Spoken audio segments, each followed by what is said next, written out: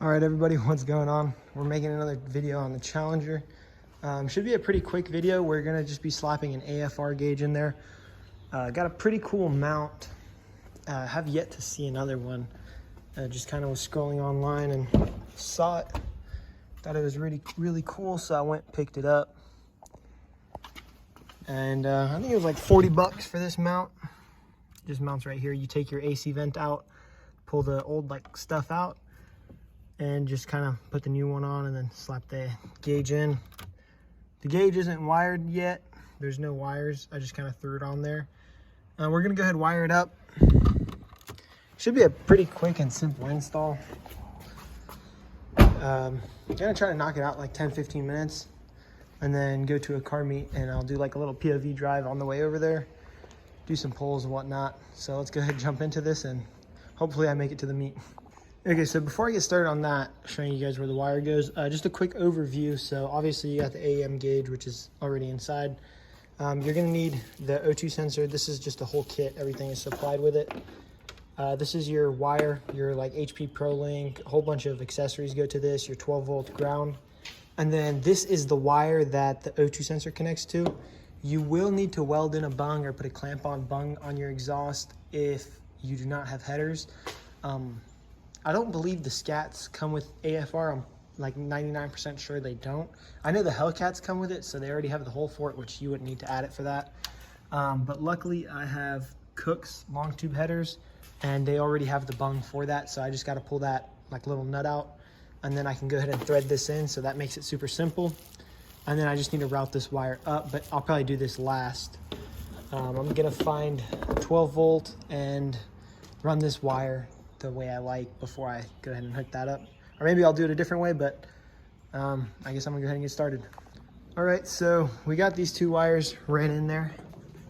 I did end up using that one. I just kind of took a box cutter, poked a small hole in it on the top, and then gonna just run both wires through. Just come inside. I took that little panel by your knees out. So now I just gotta find where those wires are coming out of through here, which I do see them, so I gotta pull it out now and basically run them to about right here. All right, so I got the O2 sensor ran downwards. I still got a little bit of zip tying and tucking to do from the top. I'll go ahead and get underneath the car, show you guys what I was talking about. Make sure you got jack stands, of course. So we got the, that's the O2 sensor for the car, and then that's the one for the AFR gauge. Basically just got it running up alongside with the OEM O2 sensor, all the way up behind all the same wires. That's the one right there kind of touching the head. That's why I got to tuck it a little bit more. I don't want the heat melting the connector. So we're just gonna pull that up, zip tie it to something, make it look pretty OEM. And once I get that knocked out, I'll show you guys what I'm doing for the 12 volt in the ground, and this is pretty much finished. I just pulled the little center console area apart. It's not too hard, it's pretty much the same process as pulling this one out. I went ahead and pulled this pink with a yellow stripe wire off. Went ahead and tested and confirmed that it is the cigarette lighter that is over here in the Challengers. I'm not sure if the Chargers have it or not, but the Challengers do. It's pretty easily accessible. To pop that wire out, there's just this little red locker on the inside of it. You pop the sides out from here with a little pick. I pulled it out, I skinned it, and then I soldered another wire to it. I'm about to put a heat shrink over it and then pretty much heat shrink it. I'm gonna do the same thing with the ground. This is the same ground that the cigarette lighter uses as well, that black one right there. I'm gonna go ahead and get that done, run these wires up through the dash to probably right here somewhere, and then connect the AFR, I guess harness to it.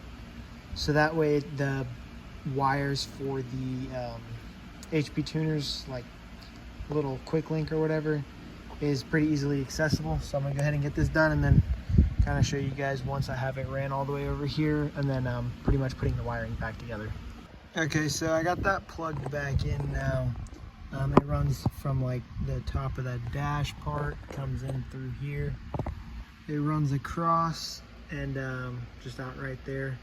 I got them spliced. I'm gonna just throw some butt connectors on the ends of them and then just basically plug them up to those right there. That'll be my 12 volt, I believe. Okay, so I got the battery hooked back up. We just got that. I'm gonna put some electrical tape on that before I tuck it all in. I'm gonna loop this up, put a zip tie, secure it to something. But just to make sure that, you know, 12 volt is only on with ignition. Obviously you got 12 volt right now because the lights are on. It's plugged in. There's no power on. We flip the ignition on to accessory. We have power. So I'm gonna go ahead and start putting this stuff back together because it's pretty much finished. Just gonna show you what I gotta make a slight modification to the AC vent itself to make it fit. That's the one thing you don't have to do if you're not putting it where I'm putting it, because I've seen people put it like right there. You can also hook it up to the Diablo itself. I just prefer HP tuners for tuning. The only reason I keep the Diablo in the car is because this actually functions as a shift light for me. And you know, you could say, why don't you just buy a shift light? I already have this. These come on and it makes a beeping sound whenever I need a shift.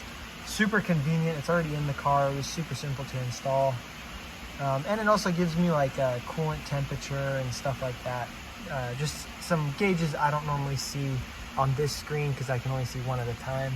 So it's, you know, pretty useful, but I just prefer HP tuners for tuning. Okay, so we're gonna go ahead and fire this thing up. It's now pouring rain, so I don't know how good the audio is gonna come out, but we're gonna just make sure this thing works.